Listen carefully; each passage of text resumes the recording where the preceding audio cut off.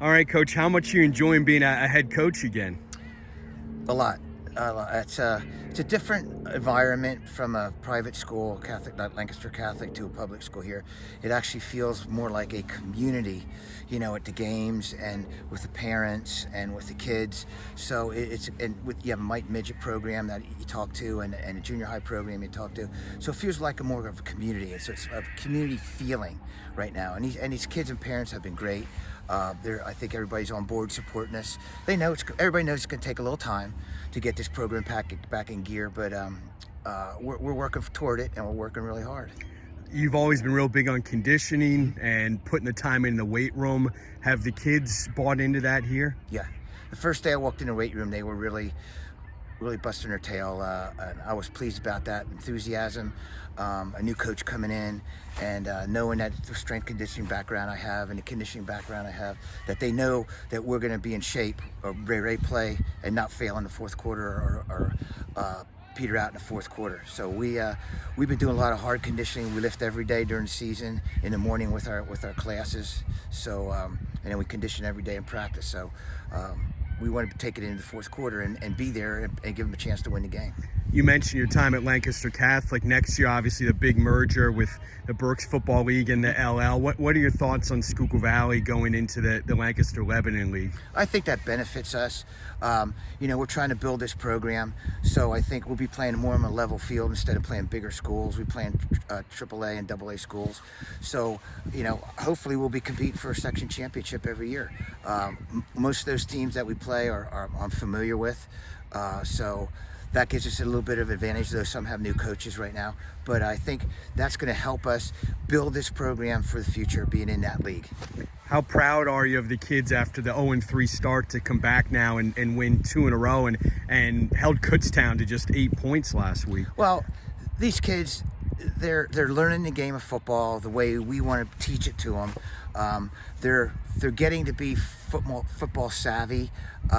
They're buying into our system, what we're trying to do and what we're trying to accomplish.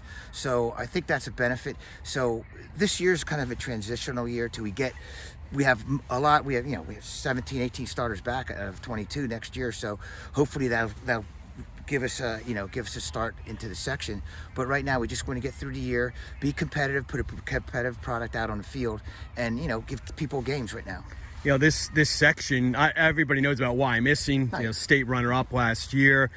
Twin Valley just beat Conrad Weiser. Conrad Weiser has a great quarterback. Fleetwood has a great quarterback. Hamburg's off to a good start. Their only loss is to why missing. What are your thoughts on Section 2 in this league? Well, it's more competitive than it's been over the past couple of years, and for us to be the smallest school in that section, a AAA school, puts us a little bit of disadvantage.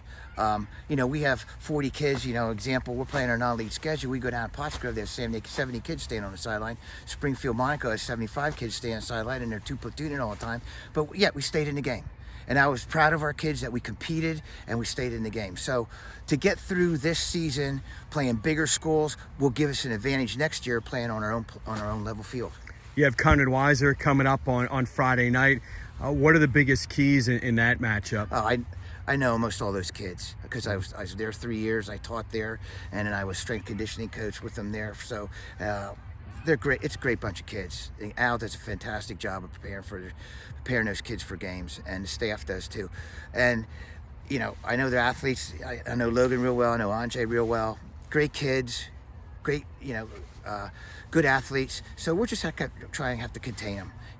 Try not to give up the big plays. Try and ball control a little bit. Keep their offense off the field, and hopefully we'll be able to stay in the game in the fourth quarter. Can you put into words how important Campbell is to your team at quarterback? Unbelievable young man. Smart in the classroom, has football savvy, has football sense, has athletic ability, athletic intelligence, I call it. So he's just been a spark for our football team. That's why, right now I'm building a program. We got to get the ball in our best athletes' hands. Since we lost Avery at our second game of the season at tailback, so we've been moving him around so he could play tailback, fullback, quarterback, wide out, wherever we need to play him, linebacker on defense. But he's just doesn't complain, doesn't moan about not throwing the ball, doesn't moan about carrying the ball. He says, "Coach, I'll do anything to help us win a football game." That's the kind of kid he is. Appreciate your time and good luck on Friday. Okay, thanks.